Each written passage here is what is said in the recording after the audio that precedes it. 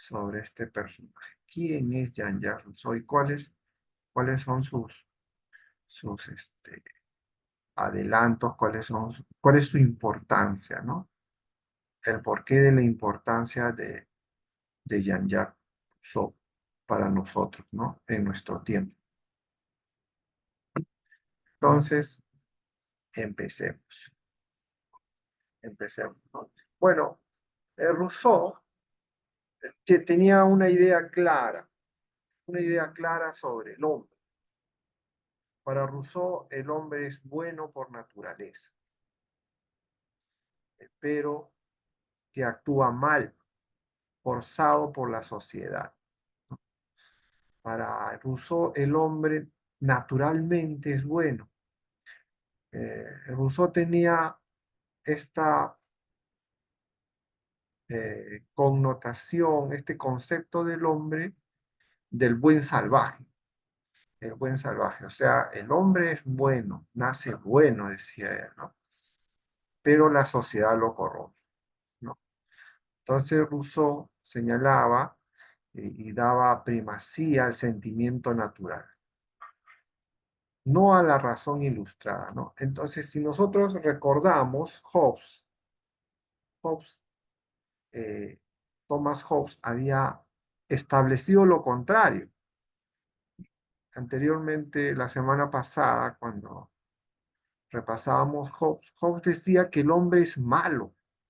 El hombre es malo por naturaleza, ¿no? Y el hombre, por ser malo, necesitaba ser contenido. El hombre necesitaba ser contenido. Entonces, Hobbes tenía esa forma de pensar del hombre. Fíjense, ¿ah?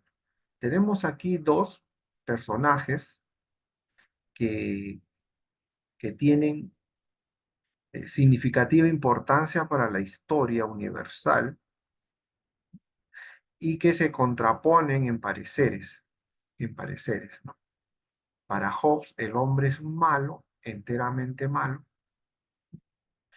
y necesita ser controlado, necesita ser controlado, ¿no? Eh, el hombre necesita tener un, eh, una ley, una norma que lo ponga en pleno control de los males que pudiera hacer, de los males que pudiera hacer, ¿no? Entonces, Hobbes, en ese sentido, tiene una frase que es muy interesante, ¿no? Hobbes dice, el hombre es lobo para el hombre. El hombre es lobo para el hombre. Eso es muy interesante, ¿no? Esta es una famosa cita que, que pues ha sido recordada gracias a su obra. Hobbes, ¿se acuerdan? La semana pasada hablábamos de Leviatán, ¿no? Hobbes habla de Leviatán como el Estado, ¿no? El Leviatán es ese monstruo que tiene que ser controlado por medio de un contrato social, ¿no? Por medio de un trato, de un pacto. Y la frase que aquí usa Hobbes es de homo homini lupus. Homo homini lupus, ¿no? Esa frase es la que usa Hobbes para referirse al hombre. El hombre lobo para el hombre que, que no puede controlar su agresividad y destruye la sociedad. Y destruye la sociedad enteramente. Entonces, ahora encontramos a otro personaje, ¿no? Ahora encontramos a Rousseau. Y Rousseau va a tener una visión completamente opuesta sobre la naturaleza del hombre, ¿ya? Sobre la naturaleza del hombre. Entonces, para Rousseau, para este pensador, filósofo suizo, el hombre es bueno. El hombre es bueno por naturaleza y necesita ser educado. Lo que lo hace malo al hombre es su formación. Entonces, el contexto. La sociedad lo corrompe. La sociedad le enseña a ser agresivo, vengativo, le enseña a ser traidor, le enseña a ser corruptor. Entonces, fíjense, Rousseau tiene una visión totalmente opuesta en cuanto al hombre a la que Thomas Hobbes tiene. Pero ambos, tanto Hobbes como Rousseau, creen en el poder de la razón, la ciencia y las artes. Rousseau estaba convencido de que una cultura floreciente ocultaba en el fondo una sociedad llena de desigualdades e injusticias, ¿no? Rousseau tenía mucha crítica sobre la sociedad, tenía mucha crítica sobre la sociedad, ¿no? Rousseau es uno de esos pensadores influyentes que aboga por un enfoque centrado en el individuo y la libertad. Él destaca la importancia de la educación y del desarrollo en una sociedad justa. Entonces, Rousseau va a plantear una teoría social. Tanto como Thomas Hobbes, ambos compartían la misma idea sobre el contrato social. O sea, igualmente, para Thomas Hobbes era necesario un contrato social para que el hombre pueda ser contenido en ese afán destructor, porque es malo. Y para Rousseau también es necesario el contrato social para que haya progreso y también para que haya otras actividades, ¿no? Que hacen bien al hombre. Por ejemplo, Rousseau decía, ¿no? Que el niño es un ser sustancialmente distinto al adulto y es sujeto a sus propias leyes de evolución. Fíjense que Rousseau se adelanta a los teóricos de la educación, ¿no? Y hace una distinción entre la formación que debe de recibir un niño. A un niño no se le puede tratar como un adulto. Un niño debe de recibir una formación distinta, ¿no? Y el niño no es un animal ni un hombre adulto, es un niño y en sus términos se le debe de enseñar, en sus términos se le debe de educar. Entonces, Rousseau da un paso sobre la educación. Su aporte muy principal es en su obra El Emilio. En esa obra él propone un enfoque educativo centrado en el desarrollo natural del individuo. Enfatiza la importancia de permitir que los niños aprendan a través de la experiencia, la exploración y las actividades prácticas, ¿no? En lugar de una instrucción formal y rígida, ¿no? Fíjate que la perspectiva de Rousseau es una perspectiva que se va a conocer como la escuela nueva.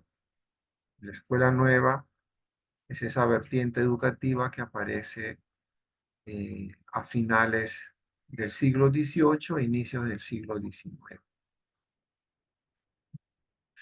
Eh, es muy interesante su perspectiva sobre la educación y justamente nace pues de esta idea de que el hombre es bueno y necesita ser educado, ¿no?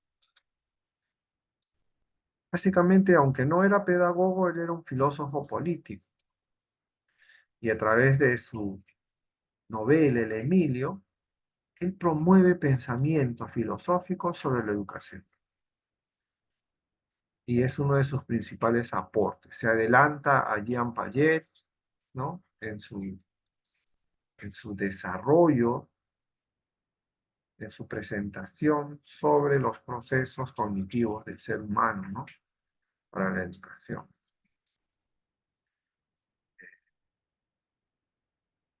Pero Rousseau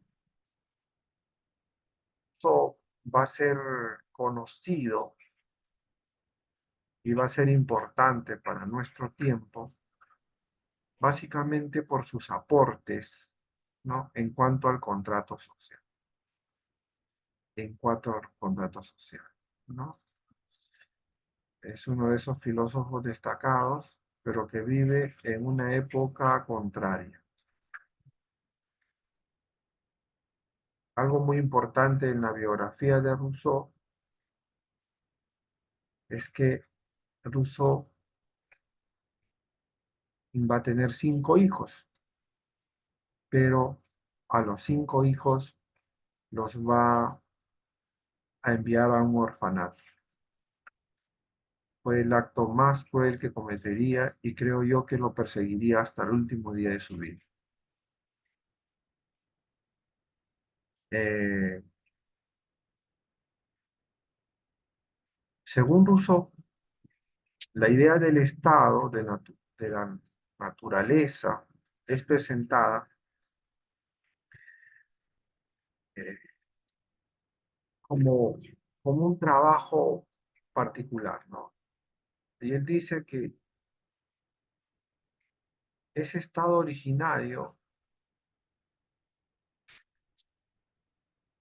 se usa únicamente para demostrar la capacidad del hombre de progresar con sus facultades naturales. Entonces, en su discurso, Rousseau señala que existe un estado originario, pero que el hombre tiene que mostrarlo a partir de sus propias capacidades. Como él cree en la naturaleza buena del hombre, la solución también está en la educación, en el aporte que el hombre pueda brindar a partir de su esfuerzo, a partir de su esfuerzo. El Rousseau cree en cuanto a la educación del niño, cree en 4 periodos.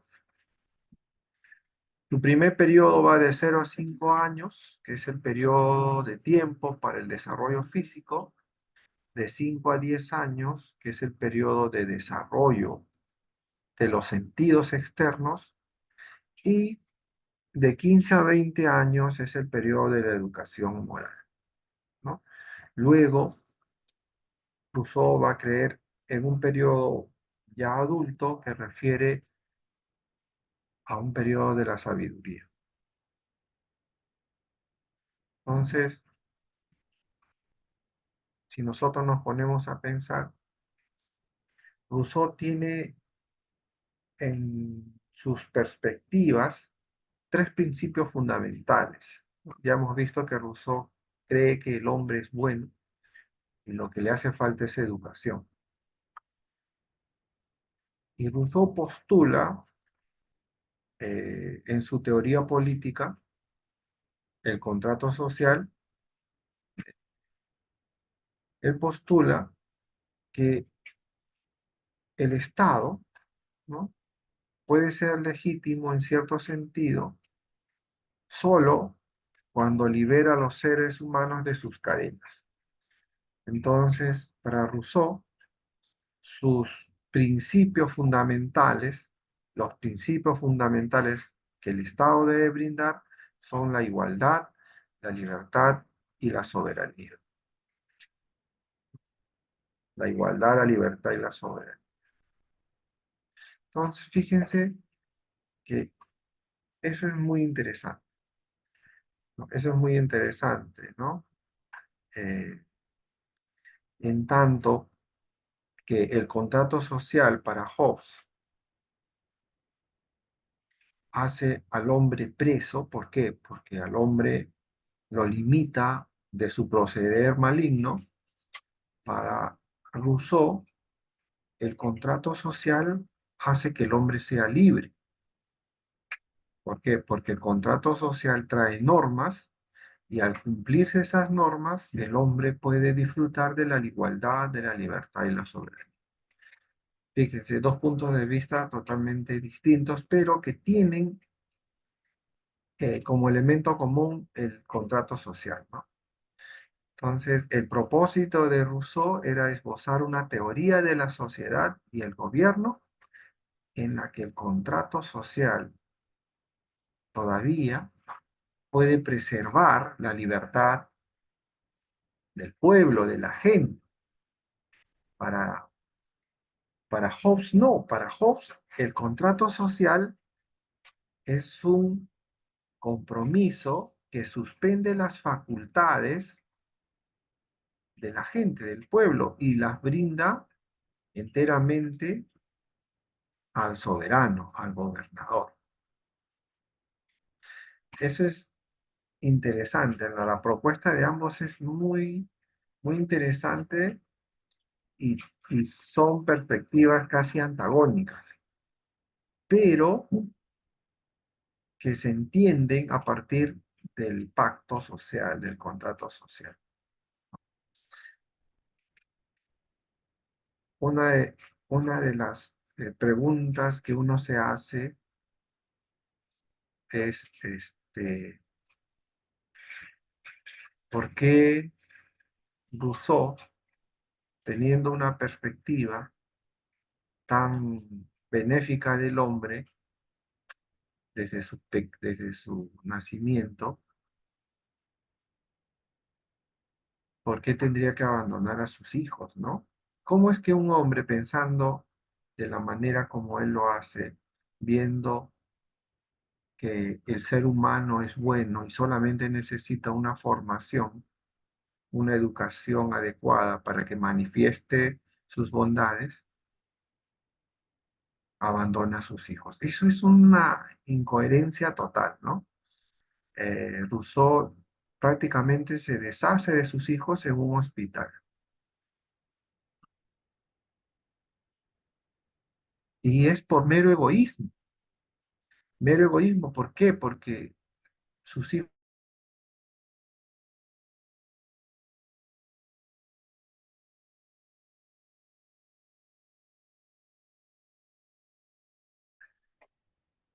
me parece que se va la conexión.